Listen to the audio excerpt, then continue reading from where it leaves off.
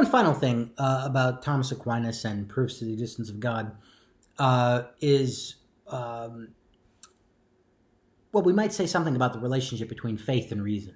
In the Catholic tradition and the Jesuit tradition, faith and reason, while they're not the same, they ought to be in harmony or a kind of unity. That is, the Church is committed to the idea that nothing in the faith should be contradictory to rationality, and that includes science. So, for example, in the 1950s, the Church came out and said evolution is the best explanation for the physical origins of human beings, because that's a scientific truth, and truth can't contradict truth. So faith deals with truth, reason deals with truth, and science deals with truth, okay?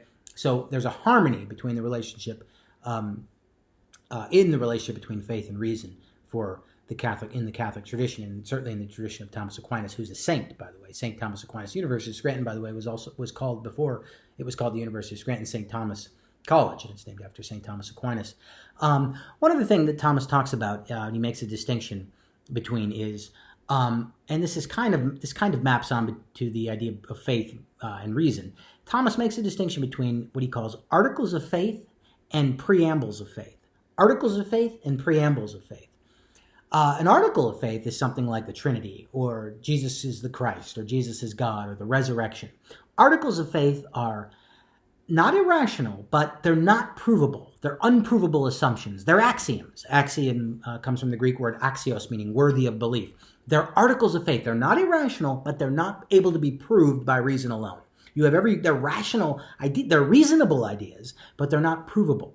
Articles of faith are not provable. However, Thomas does think there is a certain realm of ideas in religion, in particular God's existence, that are what he calls preambles of faith. That is, they are able to be proved by reason alone. And Thomas thinks that the existence of God is in fact a preamble of faith, not an article of faith. He actually thinks you can prove the existence of God. Okay, so the existence of God is a preamble to faith. That is, anybody with a mind and clear cognitive faculties can prove the existence of God. And you have a choice whether you accept that or not. But he thinks it's not an article of faith to say that there's a God. You can actually prove that with reason alone, with logic alone. And we'll get into that in the next video.